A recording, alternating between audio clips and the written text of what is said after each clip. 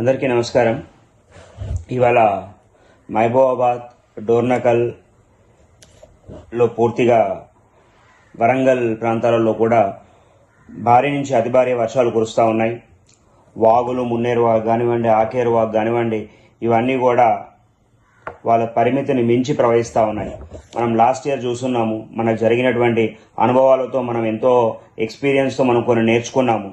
ఇవాళ పోలీస్ వాళ్ళు చేస్తున్నటువంటి పని చాలా అభినందనీయం. ఇంత కష్టకాలంలో కూడా నిన్న కూడా చూసిన ఎస్పీ సుధీర్ గారు ప్రత్యక్షంగా ఫీల్డ్లో ఉండి వీళ్ళందరూ కూడా ఎప్పటికప్పుడు పోలీస్ వాళ్ళని అలర్ట్ చేస్తూ ఎప్పటికప్పుడు గస్తీని పెంచుకుంటూ ఉంటూ చాలా అభినందనీయం.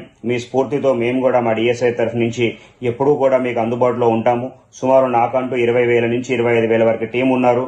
వీళ్ళు ఎప్పుడూ కూడా మీకు యావత్ తెలంగాణ రాష్ట్రంలో మహబూబాబాద్ ఆ ప్రాంతంలో సుమారు ఎంత కాకపోయినా 7-8 మంది టీం ఉంటారు.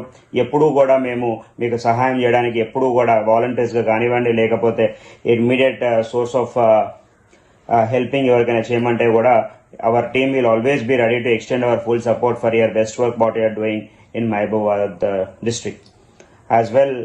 నేను కూడా ప్రజలకి మరొకసారి విన్నవించుకుంటా ఉన్నా, అవసరం వస్తే తప్ప బయటికి రాకండి. పడేటువంటి వర్షాలను మీరు ముందుగానే అంచనా చేసి ఏమైనా పాత ఇల్లు అట్లాంటివి ఉంటే వాటికి దూరంగా ఉండండి. కరెంట్ ఎక్కడైనా తగిలే అవకాశాలు ఉంటే షాక్ సర్క్యూట్ కాకుండా, ఎలక్ట్రిఫికేషన్ కాకుండా ఉండడానికి తగు ముందే జాగ్రత్తలు తీసుకోండి. ఎలక్ట్రిసిటీ డిపార్ట్మెంట్ కూడా వెంటనే స్పందిస్తూ ఉన్నారు. ముందు ఉన్నటువంటి పరిస్థితులు కూడా లేవు డోర్నకల్, మహబూబాబాద్లో ఇప్పుడు ఇమీడియట్గా స్పందిస్తున్నారు. అడపాదడపా కూడా ఏమైనా సమస్యలు ఉంటే ఇమీడియట్గా ఎలక్ట్రిసిటీ డిపార్ట్మెంట్ వాళ్ళతో కోఆర్డినేట్ చేసి ప్రాబ్లం సాల్వ్ అయ్యే విధంగా చూసుకోండి. అలాగే డిఎస్ఎఫ్ఐ వాళ్ళు కూడా ఎప్పుడు కూడా ప్రజలకు అందుబాటులో ఉండండి.